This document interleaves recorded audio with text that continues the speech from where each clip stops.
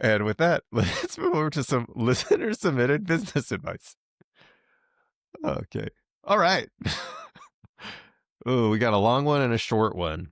Want to do the long one or the short one first? Long one. Long one. This is a long effing one. I should have read this. Short one. Hello, unsexy businessmen. I recently had an impromptu one-on-one with my boss. We walked into the office. We walked into the office. I think that's supposed to be he walked. He walked into the office, looked at me, said to go to my office, and asked, "Are there any new initiatives you are working on that I should be aware of?" I looked at him blankly because I'm constantly working on new initiatives to help smooth out our processes. Oh, perfect. In particular, transitions of team members to improve their lives and our clients' lives. None that the emailer talking, none that I haven't talked with you about in past one-on-ones. I always tell you new things I'm working on. Anything to do with training new managers. Light bulb clicks and I get excited. Yes, I am training people recommended by their managers as managers in training, going more through all the things I didn't know were part of the job. P&Ls, workflows, budgets, true cost of employees, blah, blah, blah, blah, blah. I brought this up with you a few months ago. He follows up with a question, and you don't see a problem with what you are doing. I stare at him and I say, I do not, but if there is an issue, I am happy to fix it. He responds, this is kingdom building. I respond, what? I'm with you so far. He responds, you are handpicking people to train when you should be training everyone.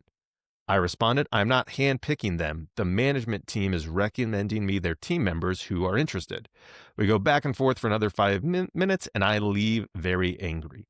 So my question is, where could I have improved my communication with my boss so he gave full sign off on this initiative? I am pretty sure this is inter-office politics and some of his fave managers who don't like me complained about it. I just want to avoid an awkward conversation like this in the future. Thank you. So if I understand, you were creating a training program that you had talked to him about, and then he came in and said you are like handpicking people to be the next managers. I would have like more questions for you to like better understand this. But if he knew about it, it really comes down to that. If he knew about it and then you started doing it, I don't know what the problem is. I think he knew about it, but the emailer did not tell him about it. I think he found out from somebody else, is what it sounded like. I could be wrong. Oh, but well, I thought he said in the just a second. Oh, so light bulb clicks. Yes, I'm training people recommended by their managers as going more. I brought this up with you a few months ago. Oh, okay, so he did. Okay. I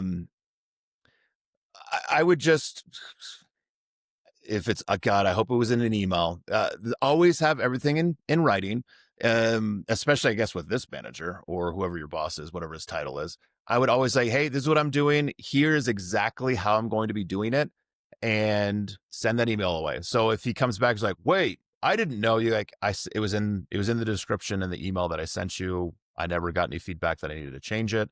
And then also that's all I would do. Like if you want me to change it or do it a different way, I can do that. I can tell you why I'm doing it this way, and that I'm not handpicking people. This is all from, these are the candidates being selected are from other managers or supervisors or whoever it was.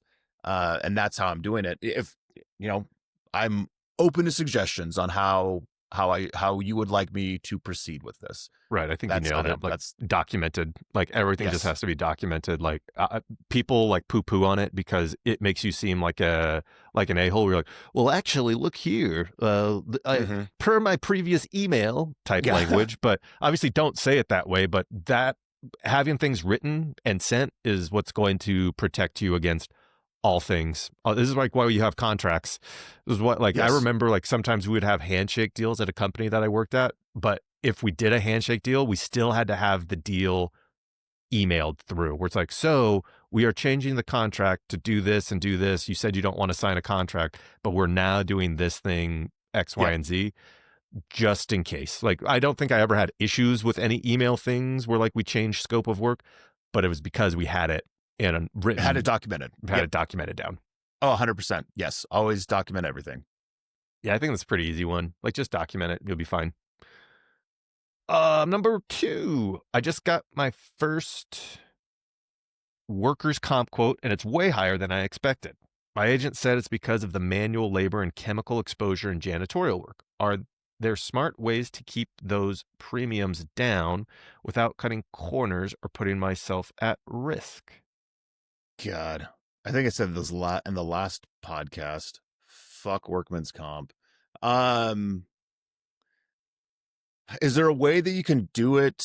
I mean, you could have like an SOP for if you could show that you have an SOP for how they handle hazardous materials, that can help with maybe lowering that premium.